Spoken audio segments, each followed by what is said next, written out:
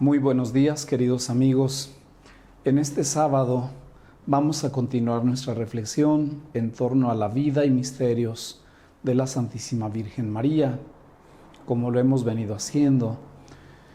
Hoy vamos a considerar una escena que es muy peculiar, porque es la vida de Cristo en esa etapa larga, desde los 12 años hasta los 30, cuando inicia su ministerio público, su vida pública.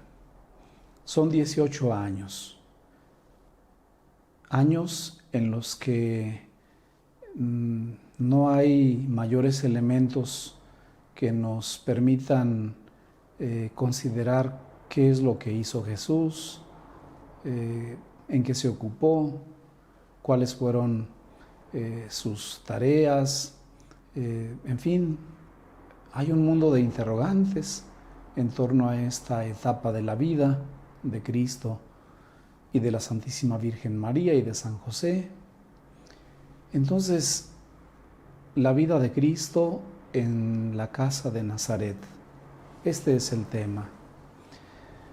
Si la Sagrada Escritura no nos brinda mayores elementos de reflexión, sin embargo, otras fuentes, por ejemplo, evangelios apócrifos, tradiciones propias del tiempo de nuestro Señor, costumbres, formas de vida que aparecen en otros documentos, sí nos ofrecen algunos rasgos que seguramente estuvieron en la vida de Cristo, pero nos ilumina más el entender ese último momento en el que sí aparece a los 12 años, y nos ilumina también el ministerio llevado a cabo durante 3 años, cuando apareció por primera vez en aquellas bodas de Caná.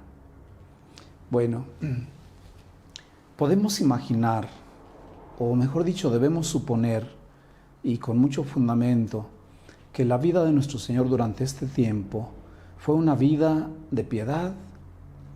El último momento en el que aparece ahí en el templo de Jerusalén, cuando sus padres, angustiados, finalmente terminan encontrándose con él, el momento en el que la Santísima Virgen María le dijo: hijo, ¿por qué nos hiciste esto? Mira, tu padre y yo andábamos muy angustiados buscándote. Él les respondió: ¿y por qué me buscaban? ¿Que no sabían que debo ocuparme en las cosas de mi Padre? Es que a esa edad Cristo tenía un fino sentido y mucha claridad de su misión. Quería, en primer lugar, hacer la voluntad del Padre. Y aunque tenía 12 años, para nosotros una edad muy temprana, sin embargo, en el contexto de Cristo, esta edad era una edad ya de madurez para iniciarse en actividades valiosas. Por eso la respuesta que les da hace ver cómo él tiene un fino sentido de cuidar la voluntad del Padre, de llevar a cabo una misión. Entonces, el primer elemento que destacamos en esta reflexión es que la vida de Cristo debió ser una vida de mucha piedad, de profunda piedad. Estaría seguramente atento a todas las expresiones religiosas de su tiempo, de sus paisanos. También un segundo elemento que debió estar muy claro, la armonía familiar, porque efectivamente San Lucas, en el capítulo 2, en el que relata ese encuentro de sus padres con él en el templo de Jerusalén a los 12 años, termina diciendo: sin embargo, regresó a Nazaret con ellos y vivió sujeto a su autoridad. De manera que ese estar sujeto a la autoridad indica vinculación, aceptación, obediencia, cercanía, un ambiente familiar lleno de profunda armonía. Si no hubiera sido así, de alguna forma lo habríamos conocido, pero no podemos entender ni suponer que no fue así, porque pues, se trata de Cristo. Cristo en todo momento de su vida fue un hombre pleno, bien identificado con su ser y con su misión. Era el Hijo de Dios y no podía generar en un ambiente de familia otra cosa que no fuera la armonía. Por eso invocamos a esta familia como la Sagrada Familia, el lugar donde se vivió con armonía y con profundo valor todo aquello que Dios quería de ellos. Otro elemento es el trabajo. El trabajo era parte de la vida de cualquier persona. Sin duda que Cristo nuestro Señor se dedicó con su padre San José al trabajo. Sabemos que San José era carpintero, ese era su oficio, y en aquel tiempo el ser carpintero no era como los carpinteros que ahora tenemos, personas que trabajan únicamente elementos de madera, muebles de madera. No, un carpintero tenía como oficio algo más amplio, más extenso. Eran personas que trabajaban en distintas actividades, quizás desde fabricar un mueble o bien hacer una cornisa o hacer una columna, aun cuando no fuera de madera. En fin, eran oficios que hacían que la persona se volviera diestra en muchas cosas propias de la construcción. Y luego sabemos también que en ese tiempo la ciudad de Séforis era una ciudad muy cercana a Nazaret, 4 kilómetros aproximadamente, de manera que era una ciudad que por todo su desarrollo que tenía, pues sin duda que atraía a los hombres que estaban dispuestos a trabajar para ganarse el pan. Séforis, aunque no se menciona en la Sagrada Escritura, sin embargo, estudios recientes nos han iluminado sobre la importancia que tenía en el tiempo de Cristo. Séforis era una ciudad colonizada por los romanos, quizás por esto mismo no aparece en la Biblia, porque era una ciudad llena de romanos que se establecieron ahí para dominar todo el imperio que llegaba hasta esa región tan amplia. Y bueno, era una ciudad muy romana y sí requerían ellos el trabajo como romanos de todos los judíos que venían a sumarse a todos los trabajos de construcción. Entonces seguramente San José pasó muchos años y Cristo con él yendo de Nazaret a Séforis para estos trabajos.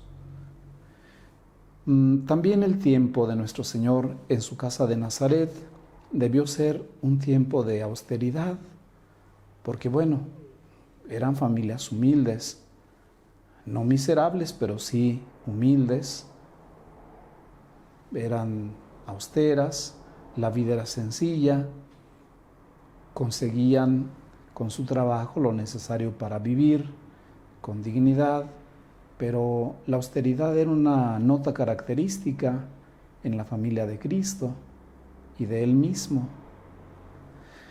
Otro elemento que debemos resaltar es su preparación, porque si tan grande y tan importante era la misión que debía cumplir, seguramente estos 18 años le sirvieron para profundizar en todo lo referente a la ley divina, de tal forma que seguramente con los medios que se tenían en aquel tiempo, él se dedicó a estudiar, a analizar, a considerar todo el mundo en el que vivía, las necesidades, los retos, las dificultades.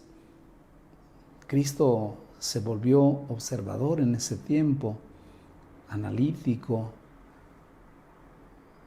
un hombre que tenía clara la misión que venía y por tanto, sin duda que este tiempo le quedó muy bien para prepararse a esto que vendría luego, a los 30 años o a partir de los 30 años.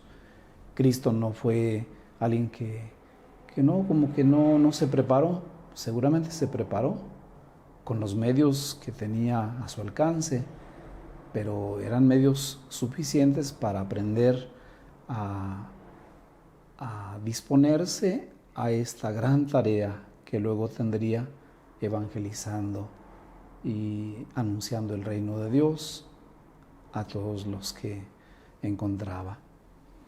Otro elemento importante es la vida familiar, que no se reducía únicamente a la relación con sus padres. En aquel tiempo la vida familiar, compuesta de tíos, de primos, de otros parentescos cercanos, pues sin duda que tenía mucha importancia. Entonces seguramente Cristo convivió mucho con toda su familia, con toda su parentela, y es que hasta podemos considerar qué importante era que su misión de Hijo de Dios en el mundo, que comprometía el anuncio del Evangelio como noticia de salvación, pues era algo que debía darse no solamente por él como en solitario, al margen de los demás miembros de la familia. Seguramente todo el entorno familiar también estaba como muy imbuido en este ambiente del anuncio de la salvación, que se aproximaba, que se había preparado, que estaba llegando con él.